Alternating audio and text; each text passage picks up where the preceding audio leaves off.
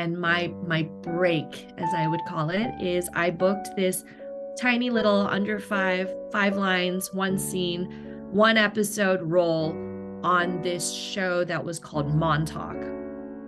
Low budget, not low budget. It was a full budget, but it was not not like a Hollywood multi-billion dollar kind of production. It was a cheesy premise, a little horror, little monsters, a bunch of kids running around. There were no real name actors attached to it who had been working recently that were super big and famous. But I was excited. That was my break.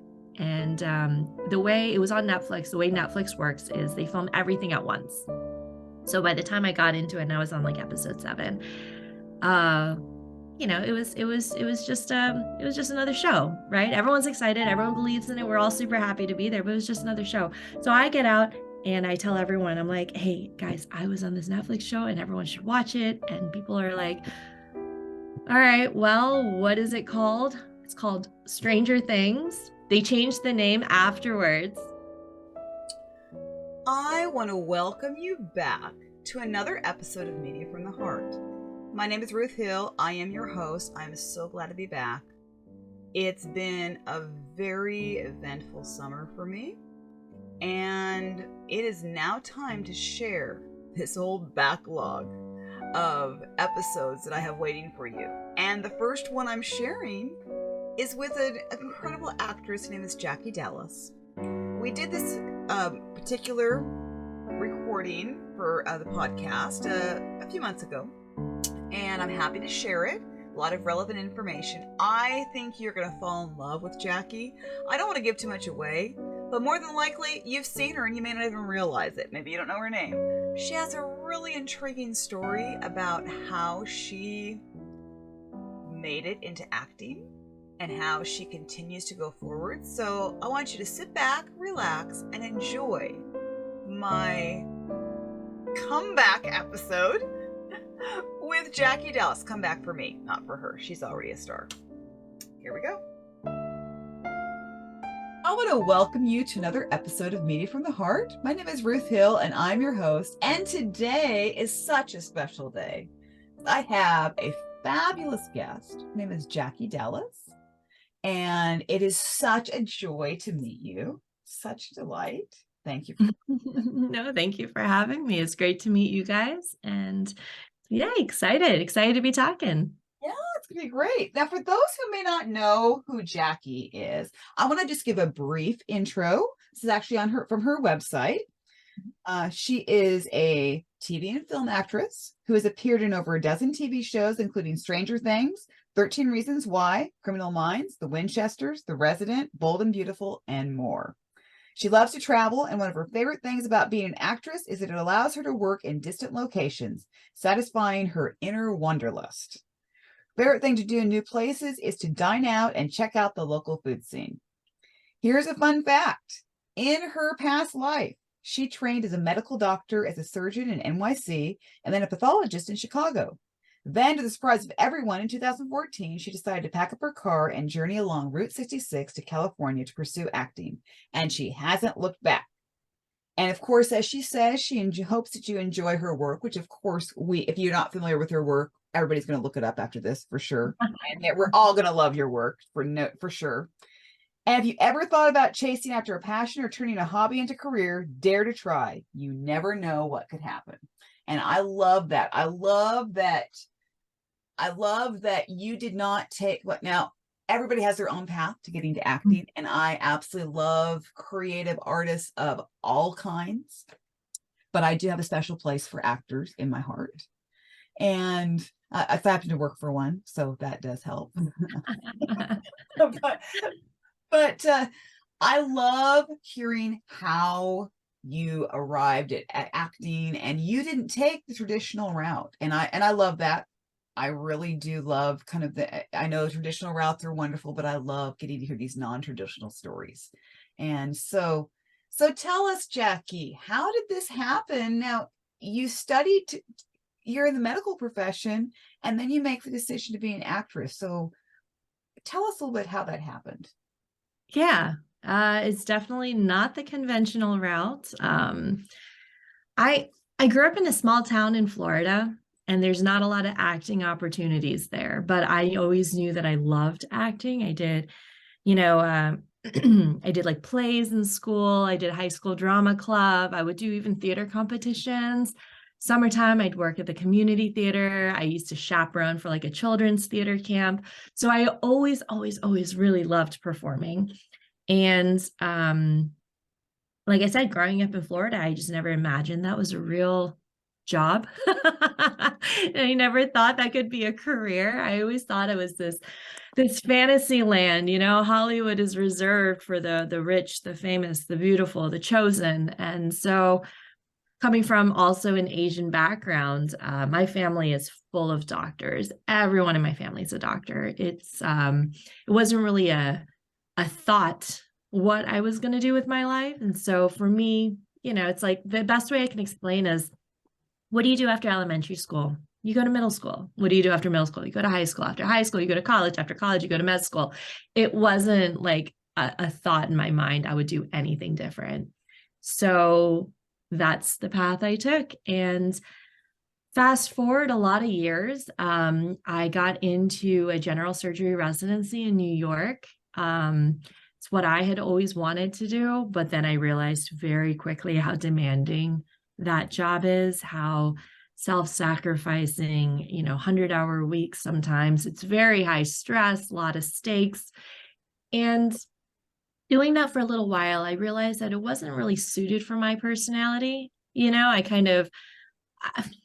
a little more selfish with my time, and I need my me time, So that for me made me a little unhappy in life. So I switched over to pathology, which is still anatomic based. I deal with biopsies, surgical specimens, autopsies, and my surgical background really kind of gave me an advantage in that field. But once again, as close to a 9 to 5 as you can get in medicine, it was a good job, but it wasn't exciting. It was one of those, I wake up, I show up, I go home. So in my spare time, I was like, you know what? I need hobbies. I started doing background work on local television shows and movies. I started working on local independent films and student films and just whatever I could find at the time, not knowing anything about like the professional side of the industry. And the more I did it, the more I fell in love with it. And the more I realized like, wow, this is what I love doing. This is what I meant to do. And of course, at the time, I wasn't making any money doing that. But I don't know. I just kind of was, if I could find a way to make a living doing this, that would just be the best of all worlds, So started studying a little bit more about the business side of things, Googling a lot, talking to the other actors I would encounter, asking 100 questions. I was that annoying person on set. And I don't know. I made the leap. I made the decision.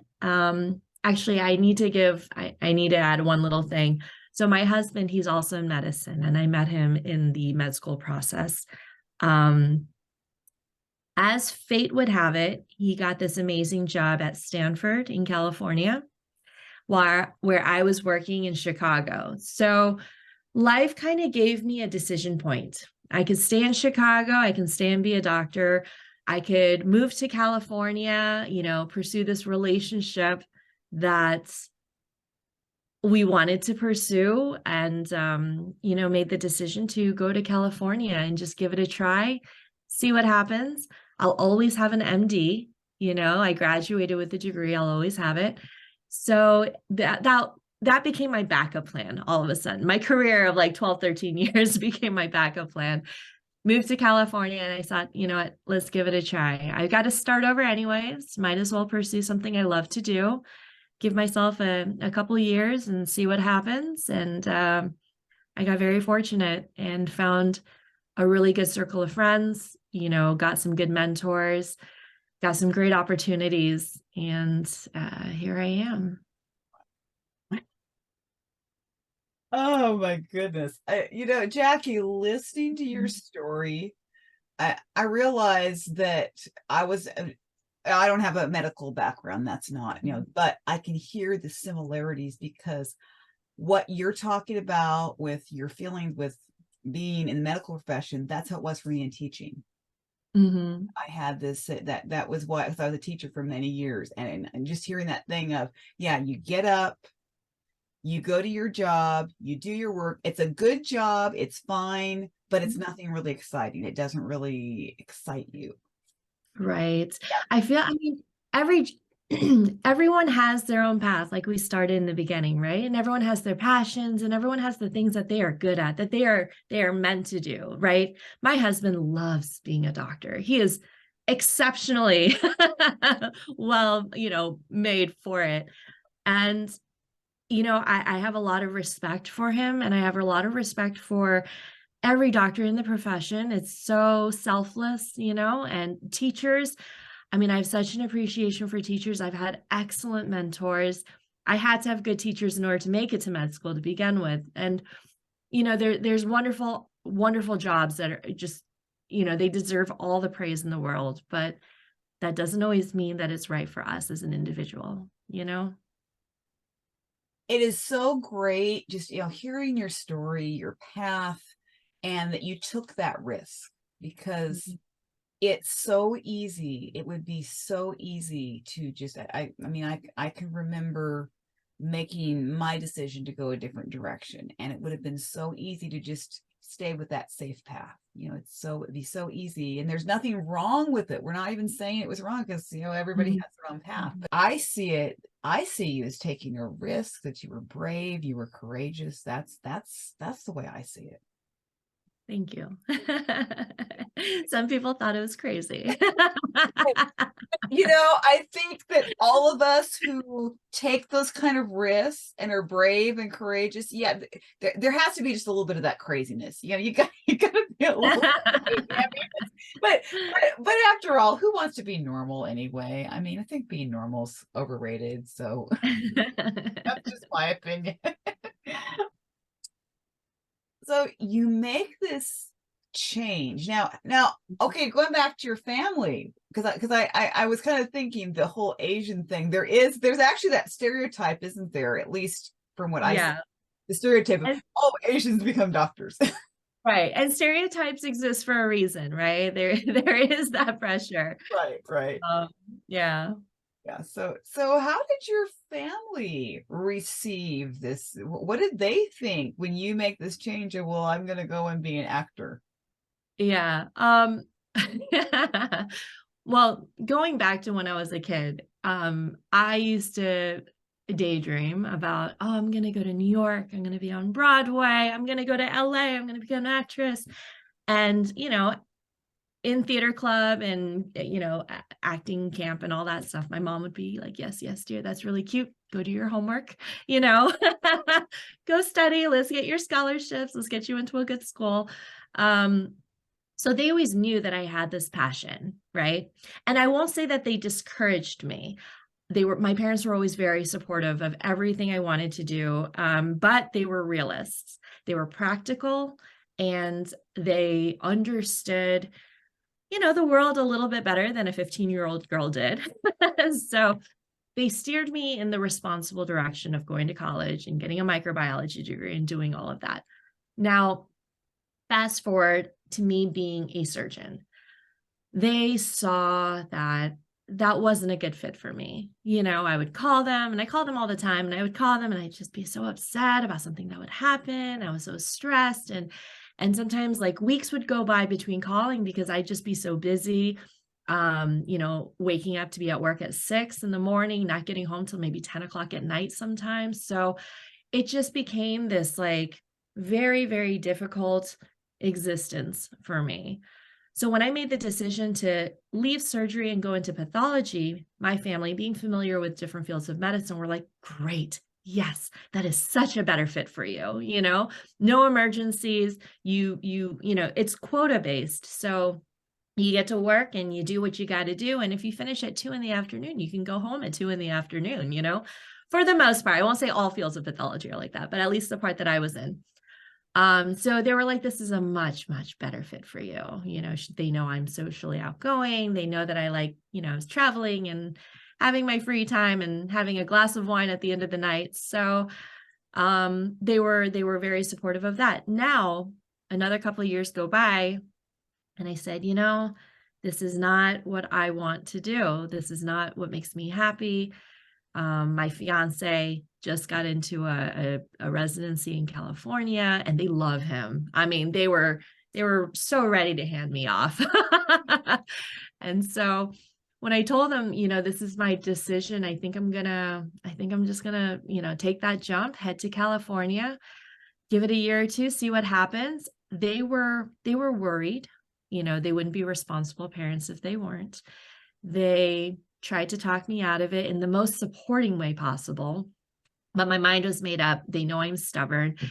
They gave me the blessings, and I came to California, and we kept close tabs on each other, making sure that I was okay. But when I got my first bookings and I started working and I started, saying like, oh, I have a paycheck, they got really excited for me. And then the more I've accomplished, the more supportive they get.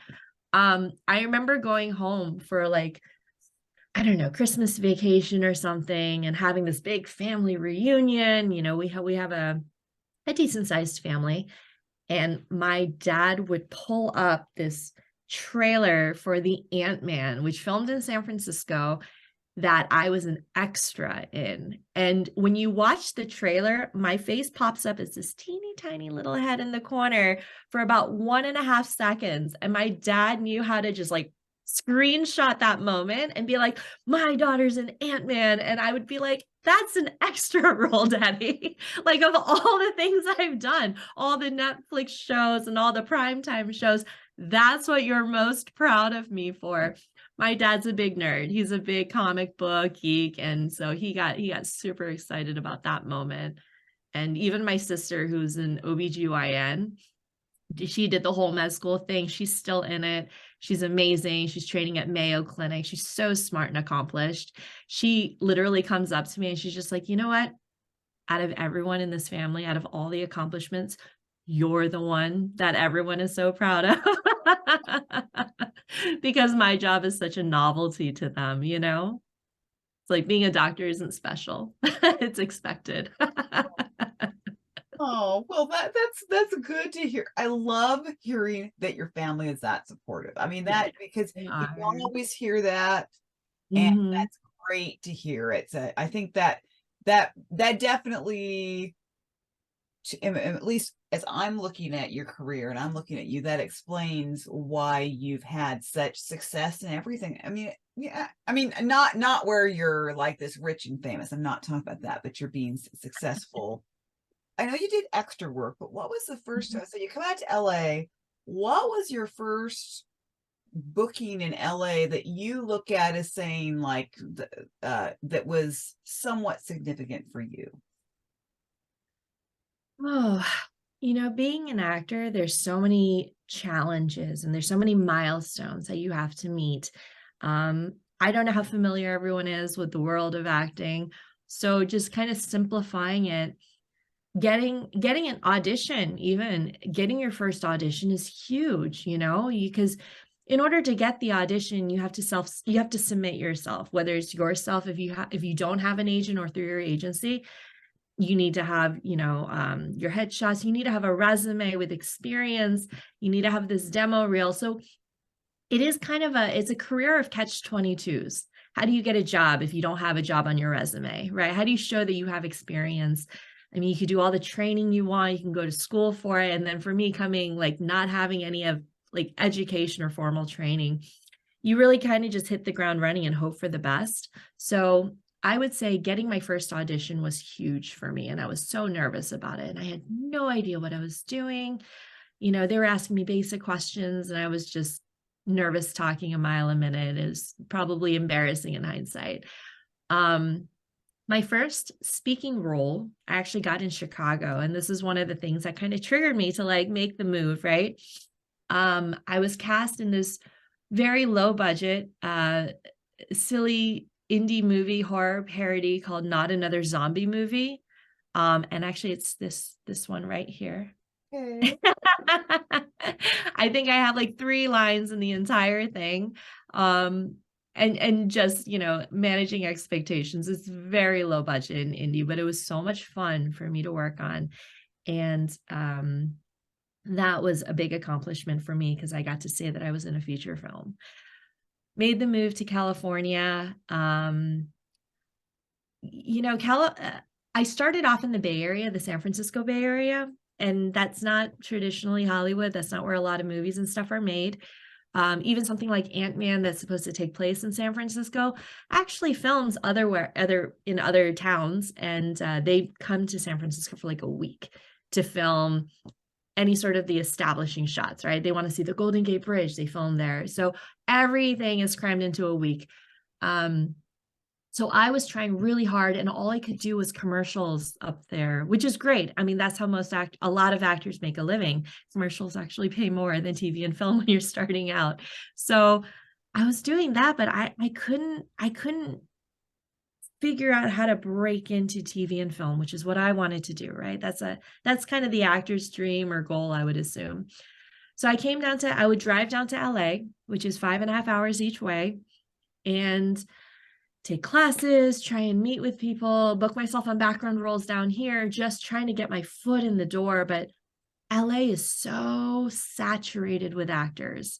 There's a lot of work here, but there are a lot of actors. And if you're starting out and you don't have your experience and you don't have your agent, if you're not part of the union, SAG-AFTRA, that's a whole nother hurdle. It's near impossible to get your first TV role without years and years of persistence. So timing wise, I heard that Atlanta was becoming this booming market. Atlanta, New Orleans, the whole Southeast. This is right when the MCU became this big thing, and I was following it. I'm a big fan myself. And they were building a studio out there, and all the Marvel movies were filming out there. So I was like, you know what? Let me put myself out there and see what happens. I'm already bouncing around the country. Why not? I, spoke with my husband, had his blessing. He's so busy. He's working his 100 hours a week. I booked a one-way ticket to Atlanta. I booked a 1-month stay in an Airbnb, and I just felt it out. I was like, let me get myself on some background roles. Let me take some classes. Let me talk to casting directors. Let me talk to other actors. I did the same thing. I was that annoying person.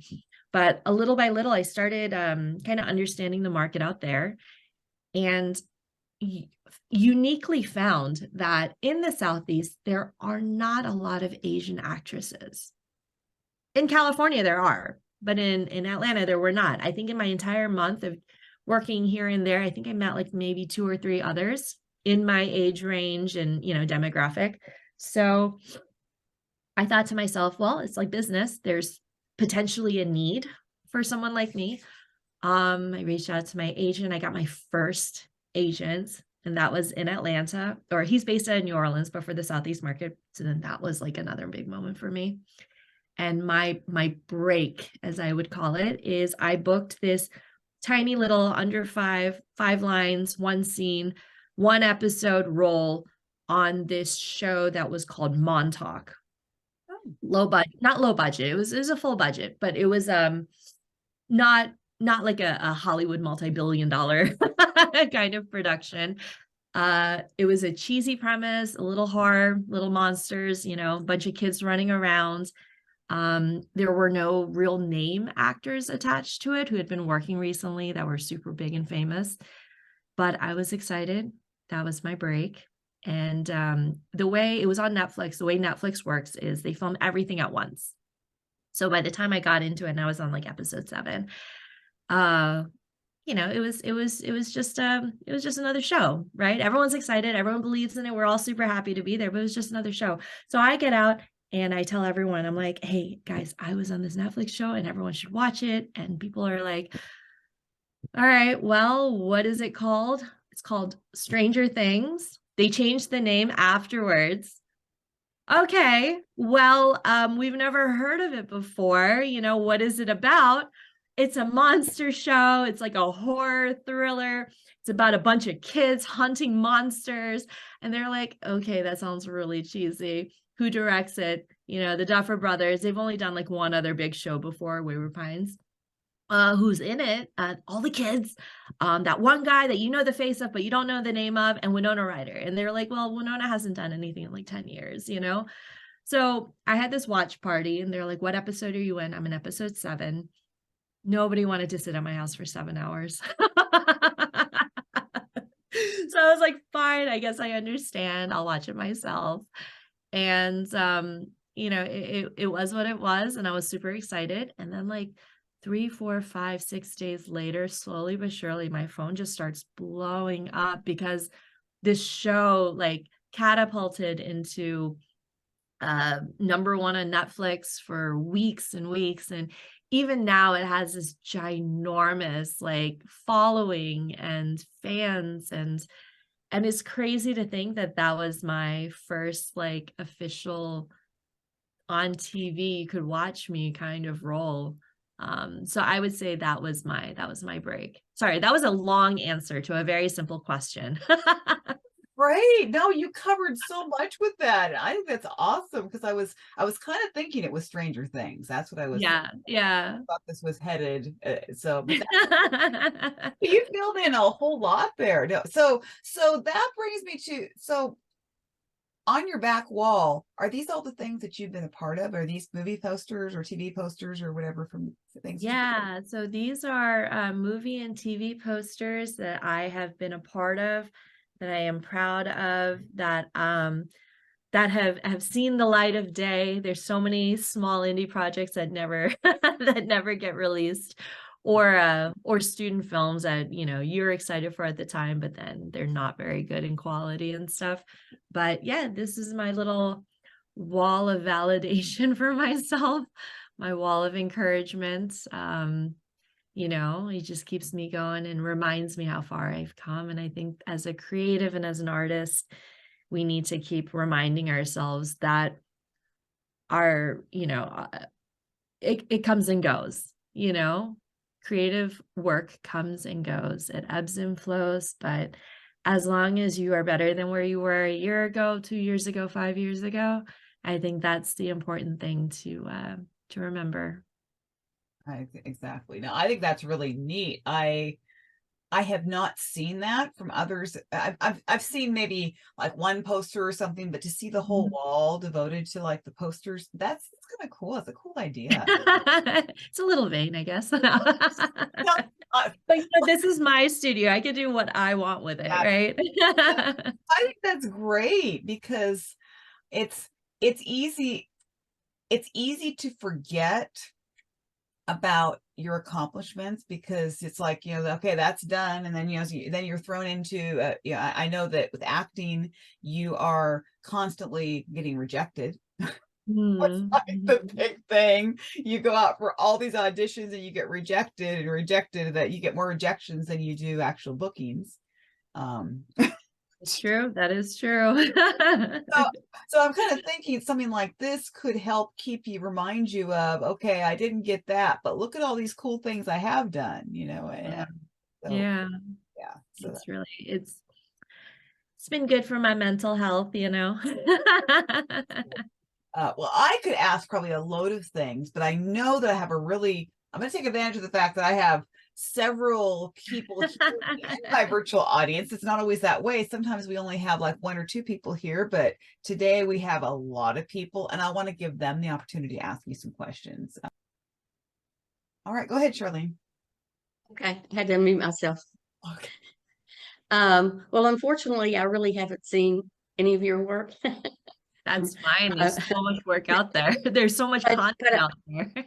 Yeah, I'm not really a science fiction or horror type person that watches those kind of movies, but I am interested. I am going to go back and see if I can look up some of the things that you've done. But is there anything that you're currently working on or in the works that you can make us aware of so that I know what I can maybe catch you in next or something? Of Do you have anything? course. So there are a few projects that I can talk about, and there's a few projects I cannot. There's a lot of NDAs in this industry, Right. spoilers and whatnot. So the ones I can talk about, I'm I have a movie called Darkness of Man that I filmed earlier this year. I have a small role in it. It's starring Jean-Claude Van Damme. He's still working, still kicking butt. And that'll be an action movie, obviously. So that we finished filming in January. It's in editing right now. I am not sure when it's going to be released, hopefully by the end of the year. As actors, sometimes we're the last to know. I've got another series that'll be coming out on Amazon Prime. It's called Expats, starring Nicole Kidman. And that'll be on Amazon Prime, I believe. It's a limited series. It's based off of a book. Basically, she finds herself as an expatriate living in Hong Kong. I play Penny, a character named Penny. That will also be out. They're saying maybe early 2024. So that's something. I know everything takes forever. Everything takes forever. And thank you, Patrick, for reminding me. I just got back from Arkansas, worked on a film called Twisted Marriage Therapist.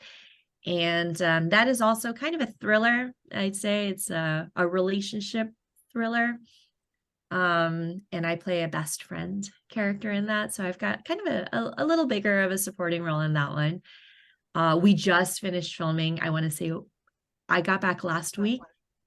So that'll be a few months in the works of editing, but that will hopefully come out soon.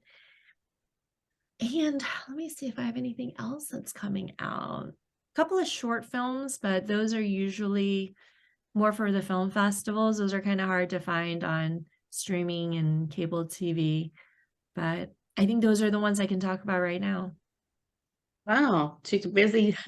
You're busy. That's great. Yeah. Well, thank you. I'm going to try to catch some of these. That's great.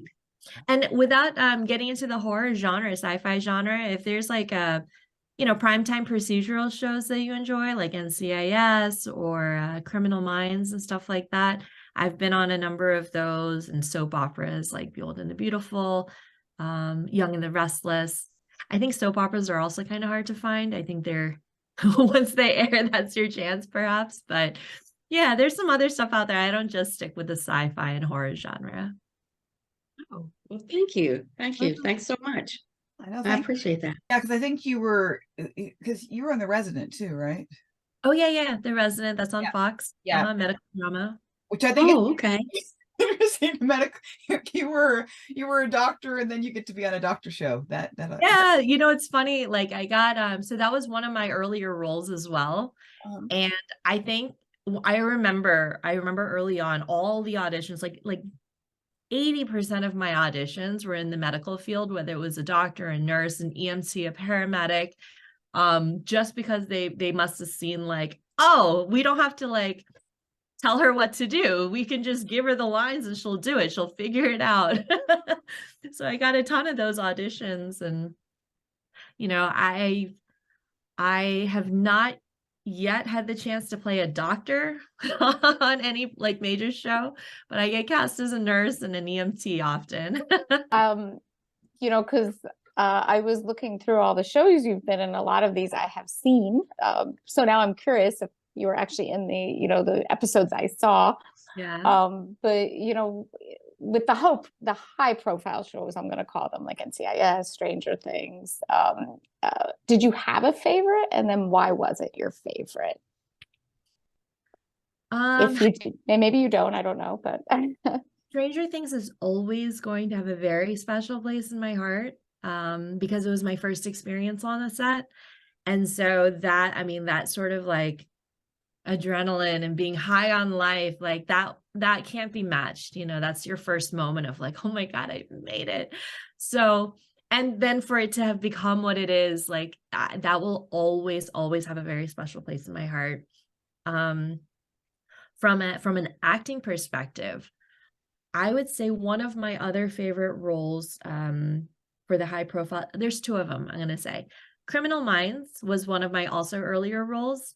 And that was cool because I got to dive in with like prosthetics on my face. There's so many episodes, there's so many seasons. I'm in season 13, I think. And it's an episode about snakes. And it's no problem if you don't remember me, because I spend the majority of my scenes where you cannot see my face, because I do a lot of body acting, a lot of voice acting on the show, which is a challenge. Because the reveal, I'm going to spoil it a little bit for you. The reveal is I have prosthetic like scars and stuff on my face because I'm one of the victims. And so that was a really kind of a unique experience for me, because I had to learn I had to act in a different way that I'm used to. And just, I don't know, getting makeup on your face and stuff is always really cool in my opinion. So that was nice. And then recently, maybe I think it was last year or the year before, I got a chance to work in Hawaii on Magnum PI, the reboot. And it was a good scene. It was dramatic. I had to show a lot of dramatic emotions. I wasn't just a talking head on the screen. So that was kind of fun. But also, anytime I get a chance to go to Hawaii, like, I will take it. So, sitting in the airplane being like, wow, I'm going to Hawaii to work. Like, my second moment of I've made it. Nina, great question. Thank you. I would agree. I've not been to Hawaii, and I know I have friends who's like, they go to like, yeah, we'll go to Hawaii to be on a show. Oh, how cool Yeah, is that? yeah. Okay, we're gonna make a movie, or they're gonna make a movie. They're gonna spend 3 weeks making a movie in Hawaii. It's like, what? How I cool? know, it's crazy. Sometimes even now I'm like pinch myself, It's funny, like I live in LA. I moved to LA because this is where Hollywood is, but I spend a lot of my time filming in other places. I fly often. It's just sometimes it's the most random place, like Arkansas, who'd have thought I'd be flying to Arkansas for a movie? Lisa, were you saying that you had a question you wanted to ask? Yeah, I do. Thank you. Sorry, I was late out in the garden, lost track of time. Right. But this has been wonderful. This is great. I'm really enjoying all of this. And I did know the punchline of your Montauk story because I'm a writer, and Hey. I read a lot of pilots and pitch decks and that kind of thing. And the Duffer Brothers had shared their pilot and their pitch deck online. So I knew it was called Montauk. So when you said that, I thought, oh, I know. And that was a lot of fun. That's just great. Congratulations. And I have seen that season of Stranger Things, but now I need to go back for sure and watch episode 7. I'm really excited about that. I did have a question about roles that you would like. Is there something that you're really hoping to get, whether genre or type of character? So my favorite genre is kind of in the action world. I love, exciting movies that are just fun to watch. And rom-coms and stuff like that are fine. But for me, it's about the action and the thrill. So being in that genre, I've done a bit of work already, but I think maybe getting the opportunity to have like, I don't know, a really like interesting story supporting memorable kind of a character. I'd love to play a villain. I think villains are a lot of fun to play.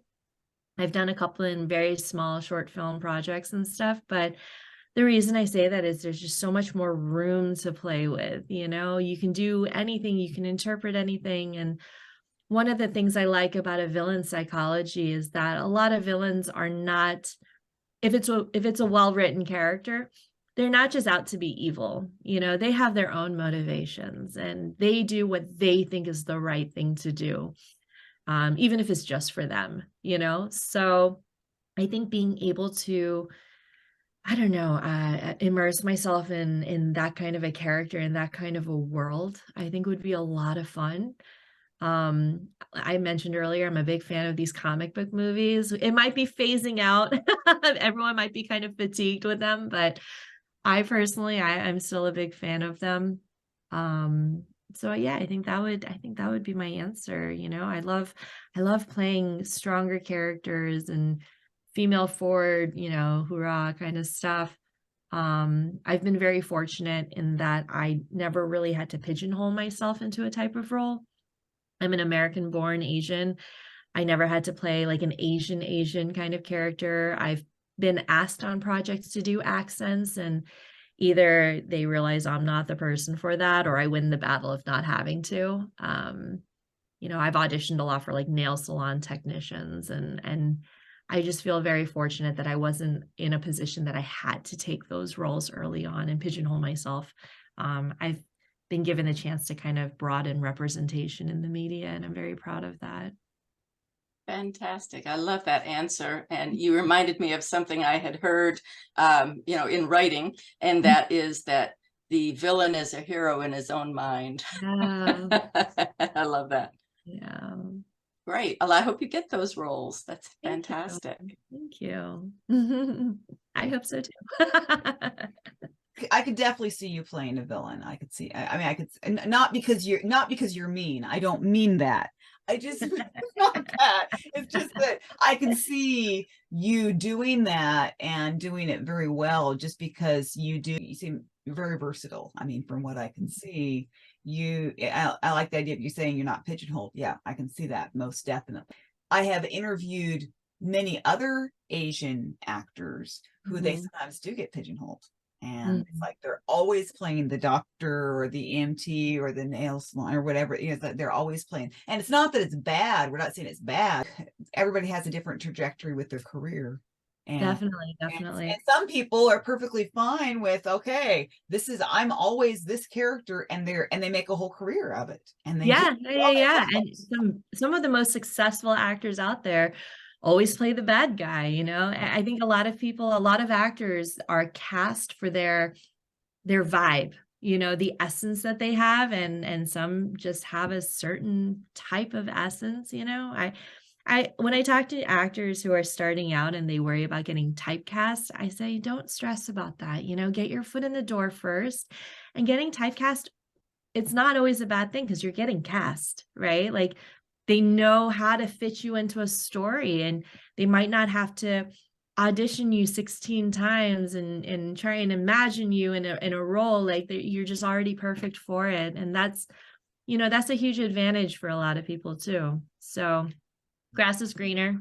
That's right. Oh, it's true. I have an acting friend who's been in the business for decades.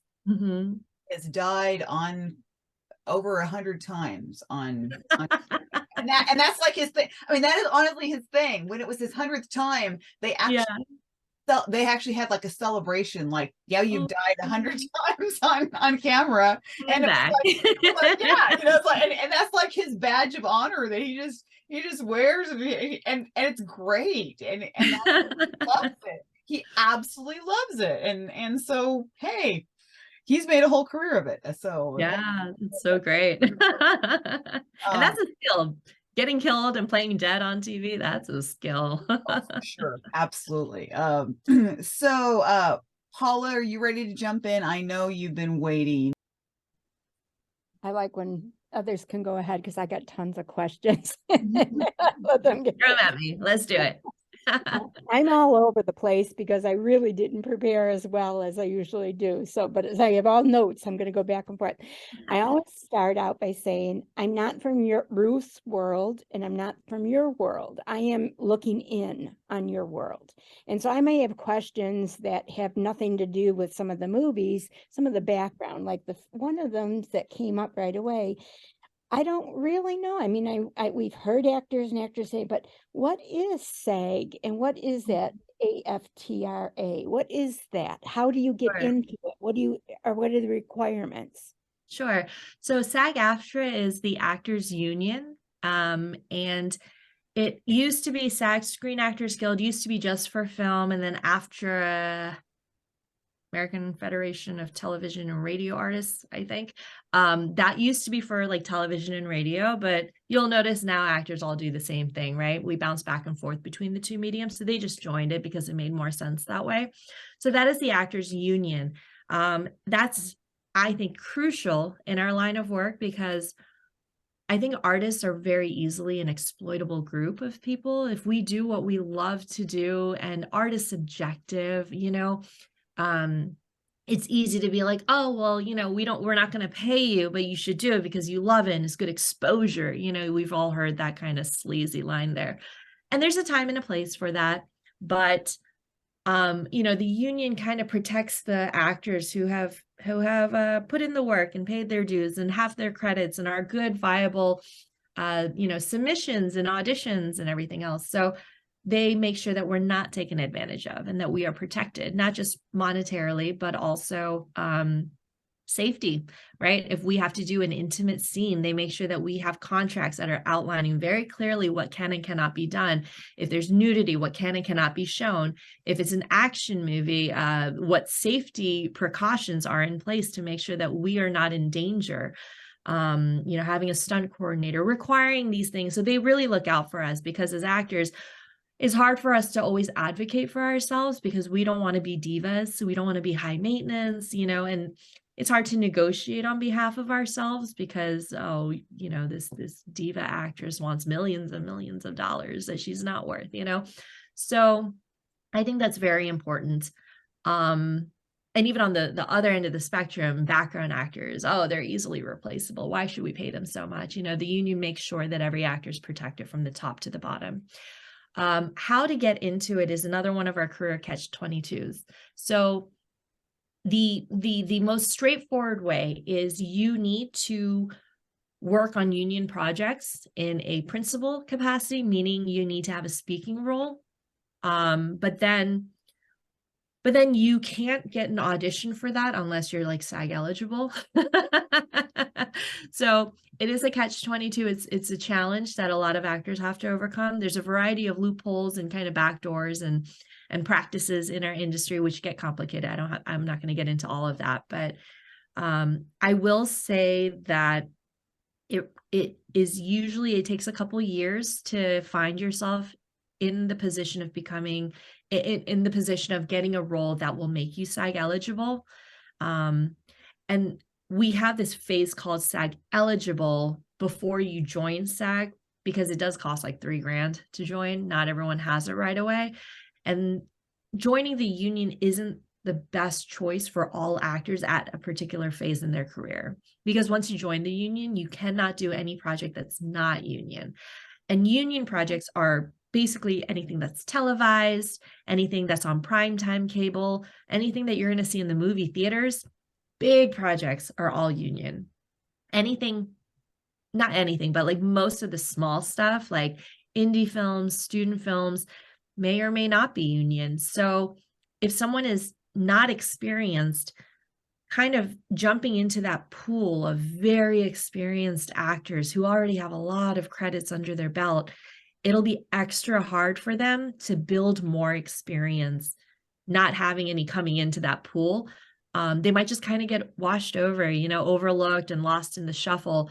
Whereas if you haven't joined yet, you can still do these non-union projects and you still have the opportunity to book more roles, get more characters, get more demos, get more screen time and clips under your belt.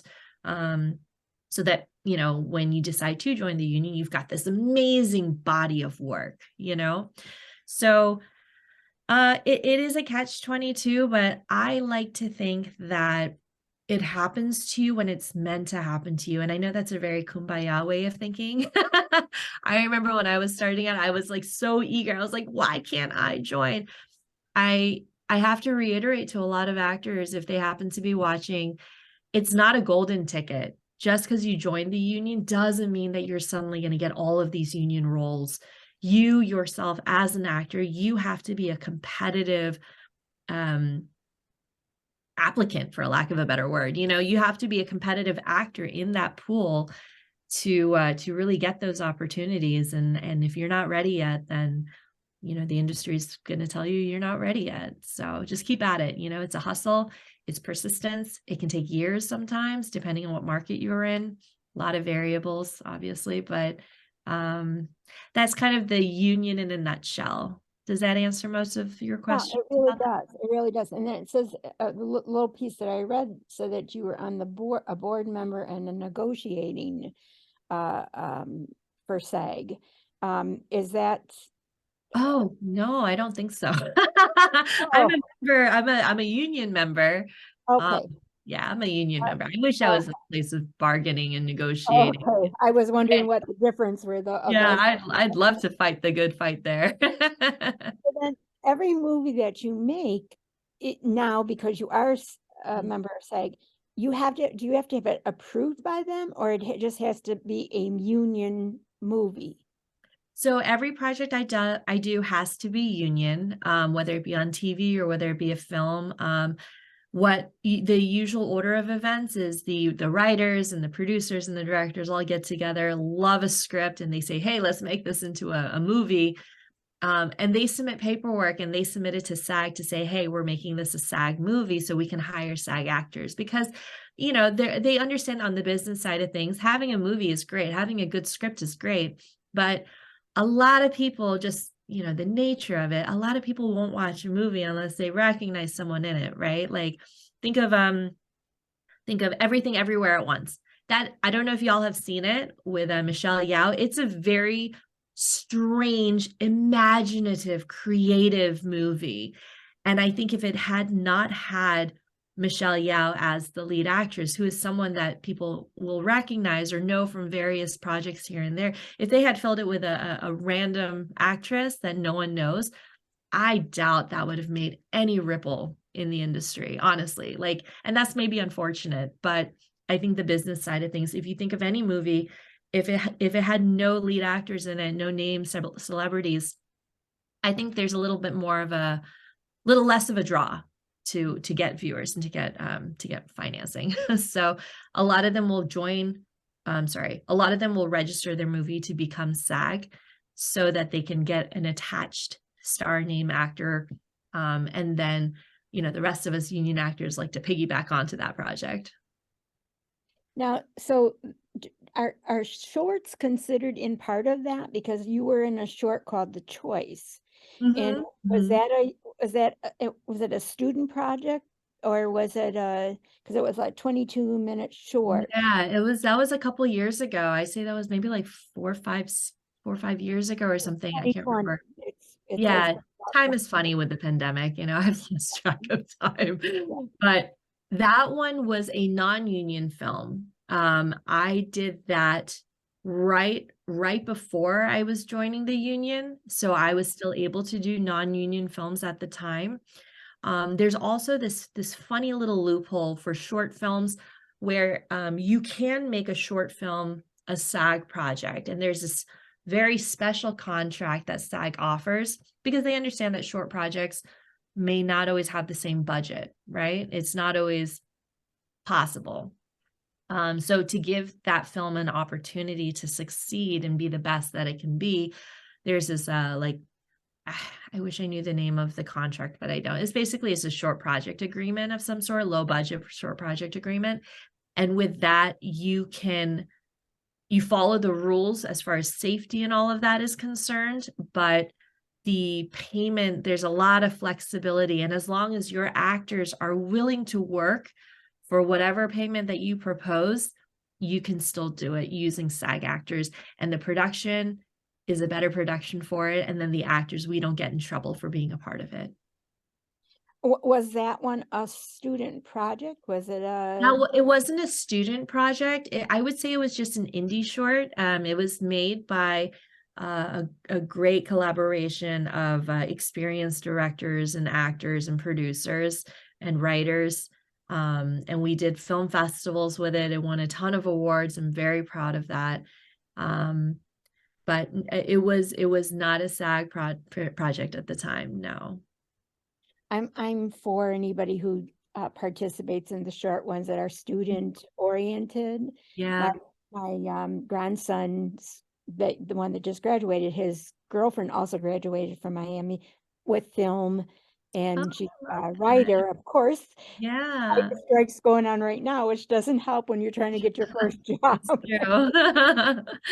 She's No, having a little bit of a struggle out there, but yeah. I'm sure she'll be patient and it will fall into place when it's time. But Yeah. I like when people help kids out, get Of course, yeah. I think I've done dozens of student films earlier on when I was non-union. And it's it's such a unique, I keep using the word opportunity, but I can't think of another word right now. It's such a unique opportunity for an early actor who's starting out, you know, because it gives you the chance to really make early on connections, and everyone starts somewhere, you know. There's starting directors and starting producers and starting writers, and if you guys hit it off and have good chemistry and you work well together, then it gives you the chance to grow together. You know, one of my favorite things to hear is you know, famous people on the red carpet doing interviews, and it's like, oh, they were college roommates and they went to film school together, and it's just like, you know, Ben Affleck, Matt Damon, like I just love those stories. And I think student films is such a good place to start, you know, sowing those relationships and those friendships and that film family. Um, and it's for the actor, you know, I think student film sometimes gets a bad rap, you know, because there is kind of that wild card of, yeah, you went to school for it, but are you good at what you do?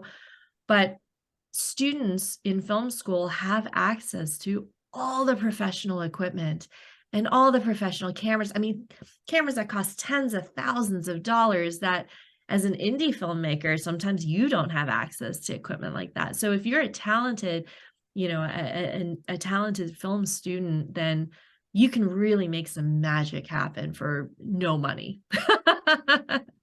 And to be an actor in that position, it's like winning the lotto sometimes. And it's really, really amazing. I told her I'll put myself out there. I'll be an extra in any student Yeah. short. I would love to. You know, so when you did your background, when you did those small parts of the background, whatever, how did you how did you get started in that? Is it like you just looked for background work, or just looking for anything just to get your foot in the door, or A little bit of both, I'd say, all of the above. When I was starting out doing background work, I mean, I didn't know what I was doing at all, right? Like I didn't know anything about the business side of it. I didn't know anything about the acting side of it, how to find jobs. I didn't know anything.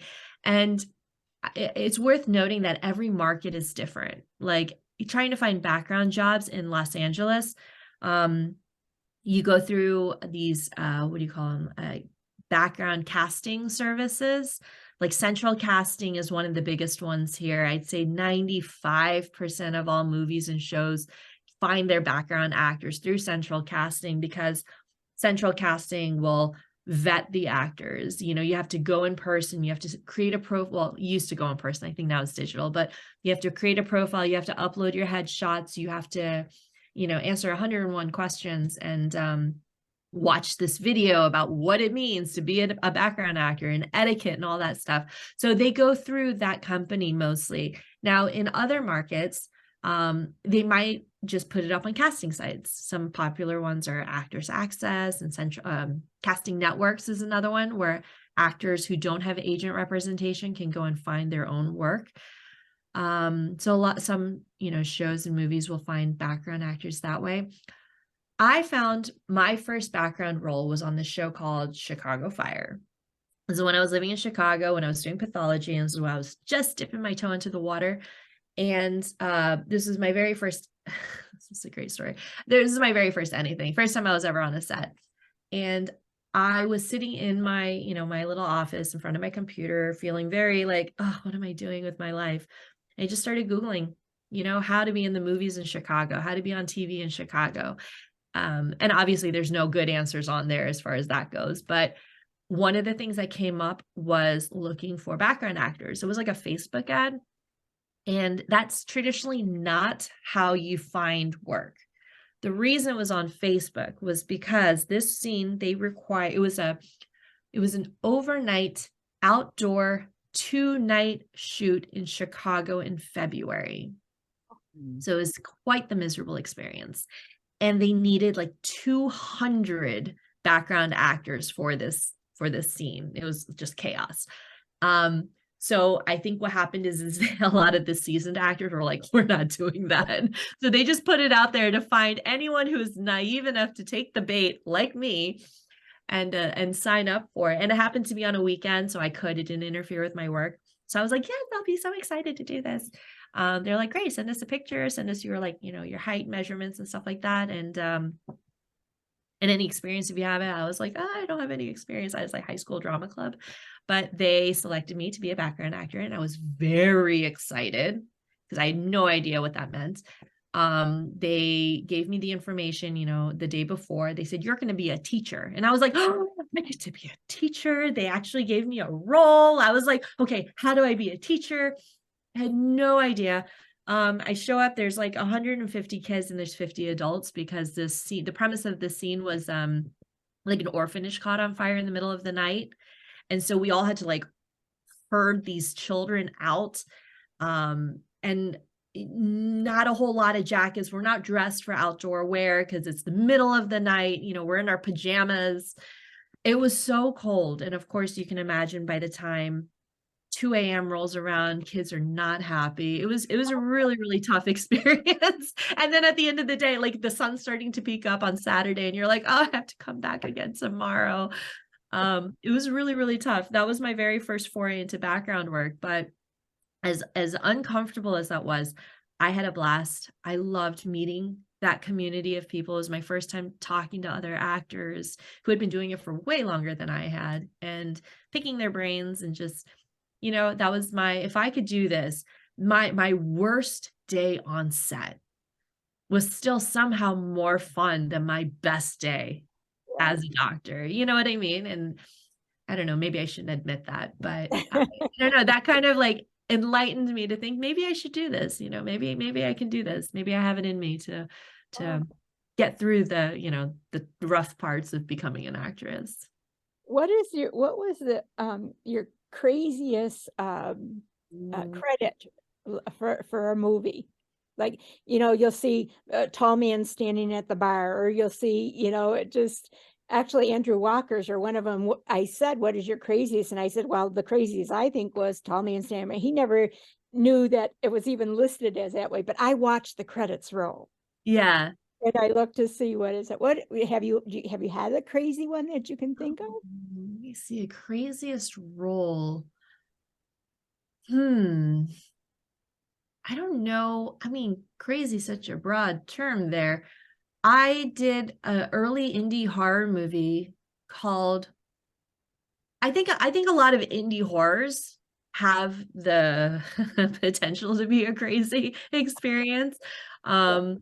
Just because indie horrors can be so creative and so low budget, and you end up doing all this stuff on your own and figuring it out on the fly. And if you're covered in blood, you're cold and sticky. And if you're outside, then you're cold and tired. And I think there's a lot of crazy that comes from horror movies. One, I was doused head to toe in blood, full body makeup and prosthetics. It's like a demon. That movie is called The Free Fall. It's a lot of fun to watch. I think it is that. Oh no, I'm in the way. This one right here. Shawn Ashmore. And yeah, so that was interesting. That was a lot of fun. I did another like thriller movie where I was hogtied in a barn for like 3 days. It was also fun. Fun in an actor way. Obviously not really tied. I could get up and like eat and drink and stuff, but yeah, so I think those tend to be a little crazy. I'll tell you, the craziest, like my personal crazy moment experience was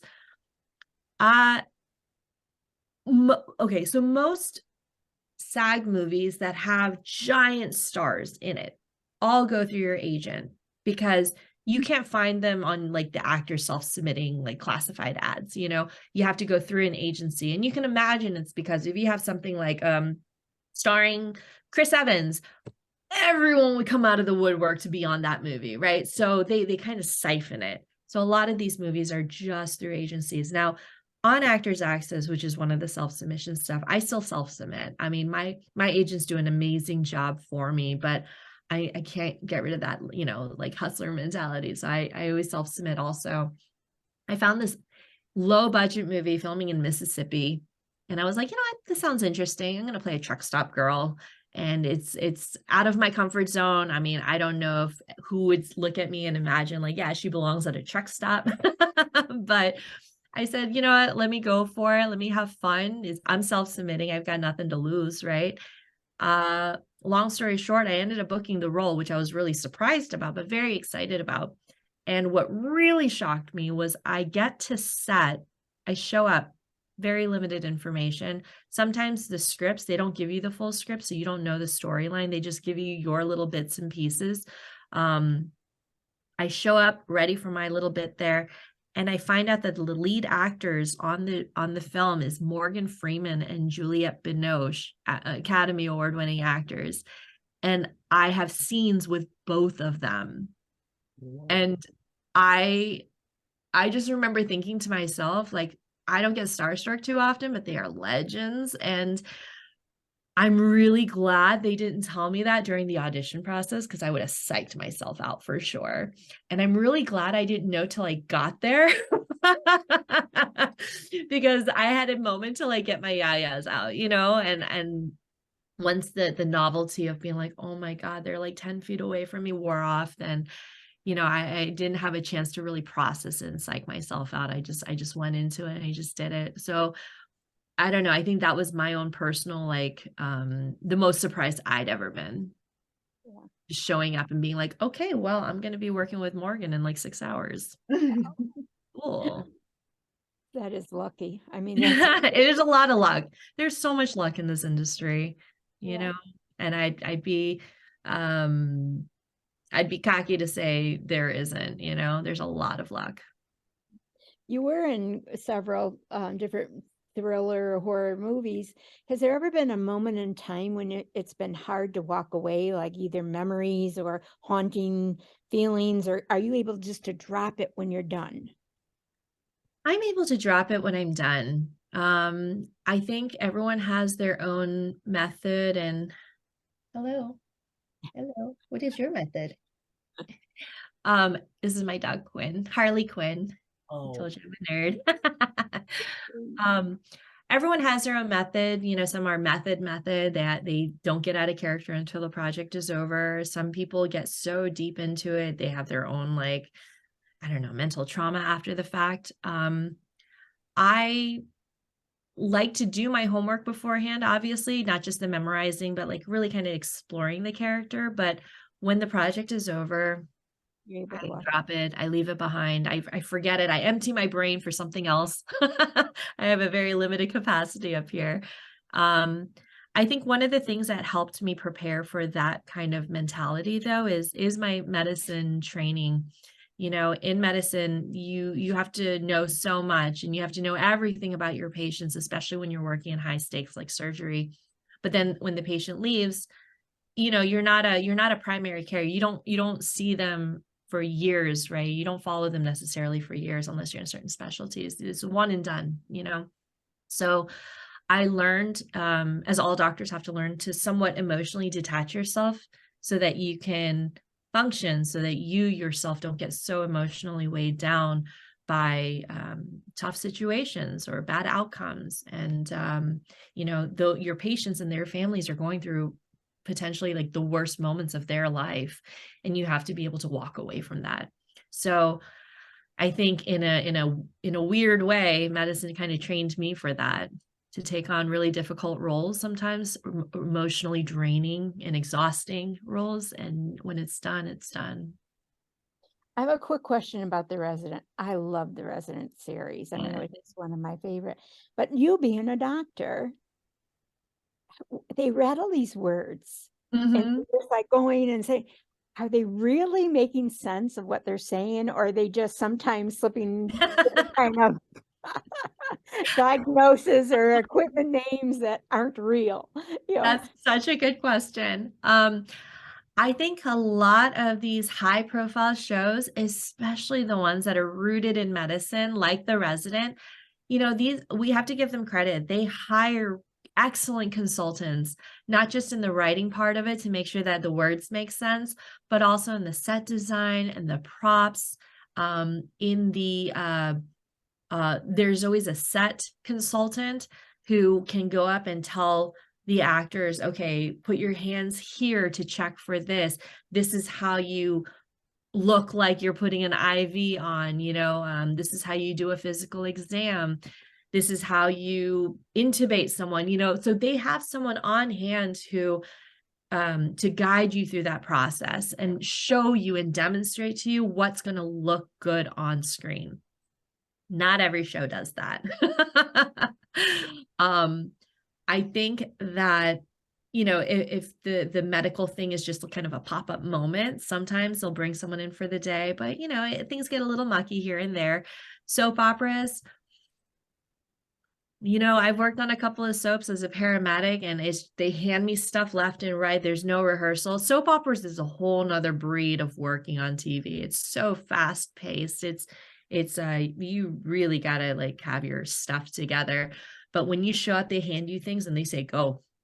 So I can imagine there's not a whole lot of accuracy on those shows because there isn't necessarily a consultant. There isn't a person showing you how to check someone's pulse, basic things.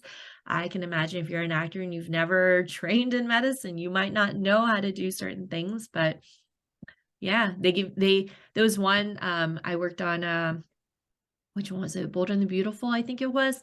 I got gloves to put on my hands, but they were like 17,000 sizes too large for me. And we had to improvise a lot of things because I was supposed to be a paramedic and there was a stretcher involved, but then the other actor didn't show for whatever reason. That boggles my mind. So as one person, there's no way I'm going to be able to lift someone onto a stretcher and then wheel that person out. So we improvised.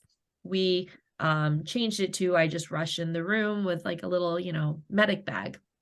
I had these gloves on. I rush into the room. I drop the bag and my glove flies across the screen because it's like too big on my hands. So I'm like trying to do the rest of it with my hand hidden behind the bag. I'm like, open the bag up. I've never even looked in it because they handed it to me 5 seconds before the camera started rolling.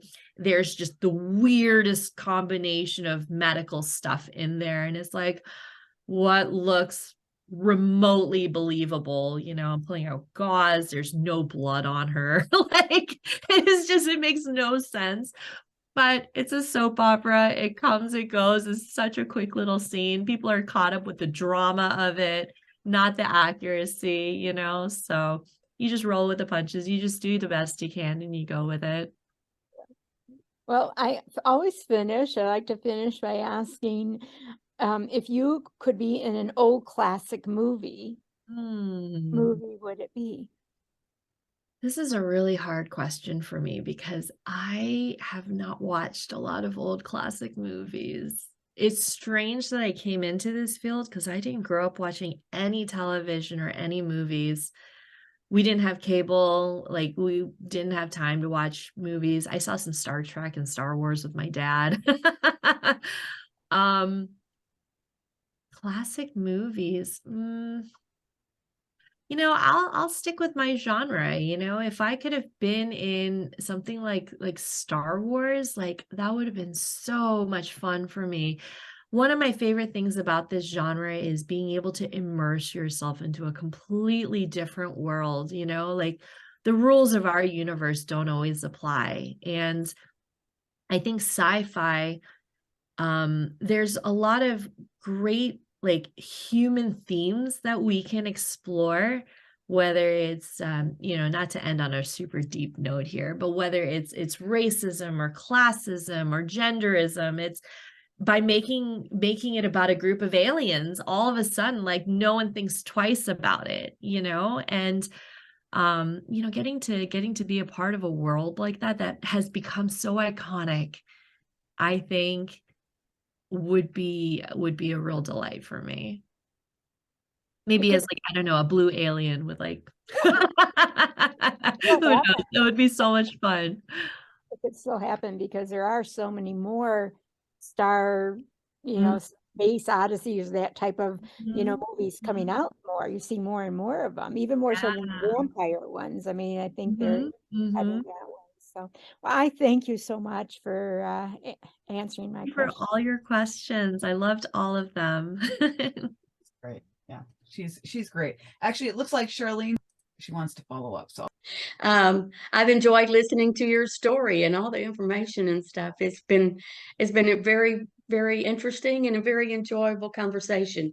And I can tell that you're living your dream and passionate about being an actress.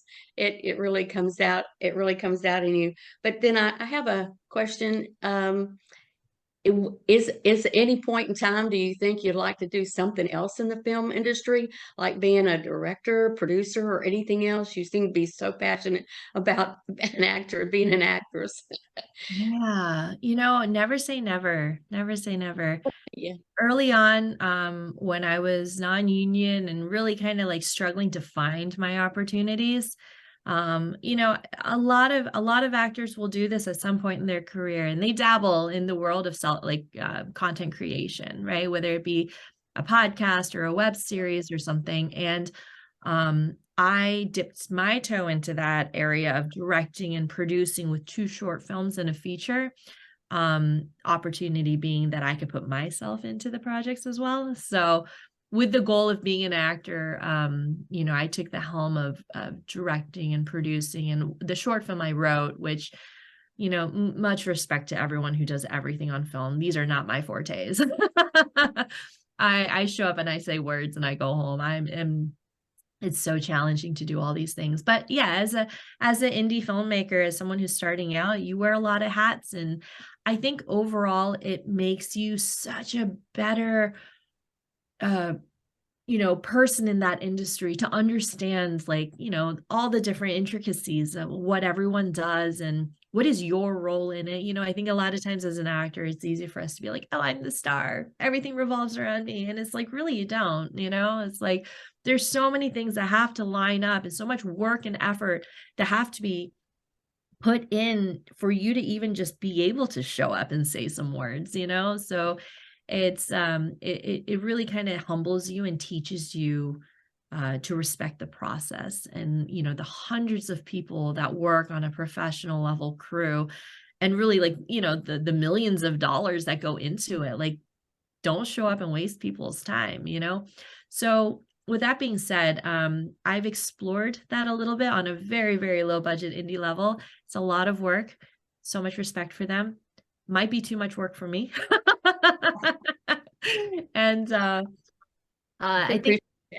I think one day, maybe if I'm if I'm rich and famous and I've got the clout and resources for something like this, I will say I have a lot of admiration for actresses who have taken their career into their own control. Like Reese Witherspoon, she's got a production company. Angelina Jolie, she started a production company. Nicole Kidman, she's executive producing roles for herself. And I think if you have that sort of clout, and the resources for that, then for sure I would love to get into supporting the movies that I'd love to be a part of, helping in whatever way I can to make it better. But I think for directing and writing and producing, I think I'll leave that to the professionals. I'll leave that to the experts. Okay, thank you. Appreciate the answer. Charlie, that was a great question because I was actually having the same thought. So I'm glad you asked that. Lisa, did you want to ask a follow-up question? I just had a comment when you were talking about the orphanage in the middle of February, and I lived in Chicago. I know how cold it gets. Brutal. It also triggered a memory of my first time on a set as a script supervisor, just holding the book basically, because I didn't know what the heck I was doing. Not just holding a book, script supervisor. You have so many duties. If you know what you're doing, but I was just, this was an indie thing. All I knew was to hold the book, basically, a couple other things. But at this, and I live in San Antonio. And so this was in Texas, and it was August, and we were filming a kids' baseball story, and they had a night game. And so I just have this memory of, because it was finally cool enough, August in Texas is brutal.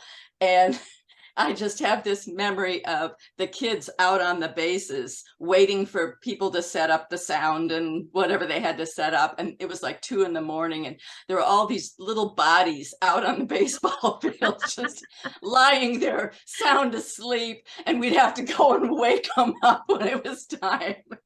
That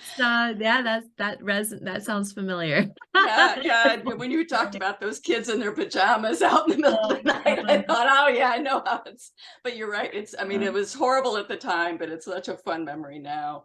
There's just so many unique experiences that I think if you're not in it, if you're not in it, you don't understand. And if you don't like doing this, if you can't imagine enjoying this process, it's like, why would you do that? It goes both ways. It's not just winter in Chicago. It's when I did 13 Reasons, one of our episodes took place in the fall, and they're like college scouting, and in the fall is like September or October or something. So we had all these wool coats on because it's supposed to look like it's chilly outside. But we filmed probably on the hottest day in the summertime in Sausalito, and it was like 104 degrees. So that in itself was also totally miserable. Poor makeup was coming up and like powdering my face like every 5 seconds because I was just dripping. So yeah, lots of challenging experiences. Yeah. It'll all go in your memoirs someday. Yeah. I hear you. No, that's great. I tell you, Jackie, you tell the absolute best stories. So entertaining to listen to. And not that my guests aren't entertaining, but you have a knack for storytelling that I don't always see. And you were so engaging, and you could just be like, Jackie, just take it over and just tell us all your stories. You don't need me to ask a single question. Just go for it. I mean, that was kind of how I was feeling. And I just love that you have such a fantastic, energy, personality. You're very relatable. And has been such a joy. I have just enjoyed having you so much. This has been so much fun for me. Thank you. I've had a great time. Thank you. Thank you for listening to me ramble on. And so if you guys would like to unmute and express your appreciation to Jackie, feel free.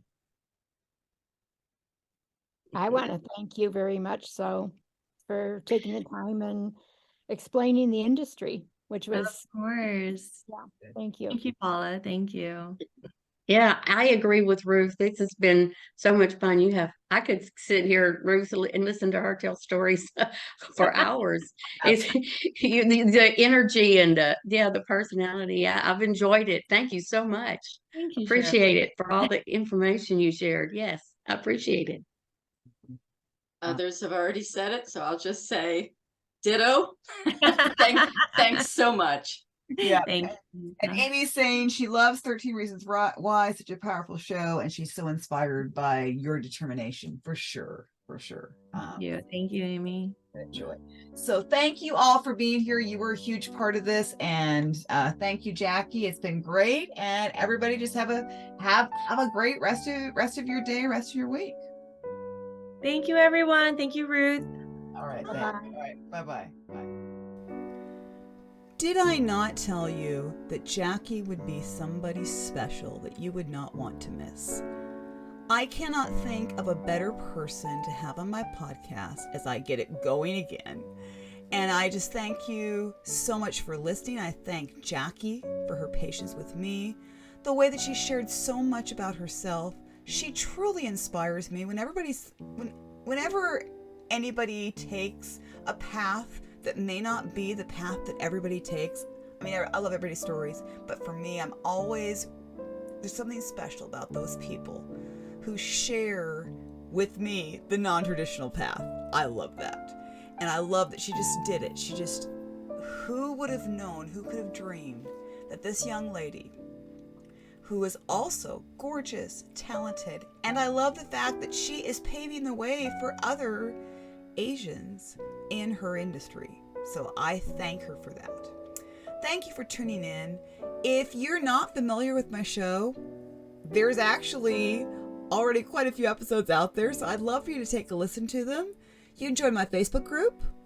If you're listening on Apple Podcasts, please subscribe, review, rate, all those things. If you're watching this on YouTube, thumbs up, subscribe would be awesome.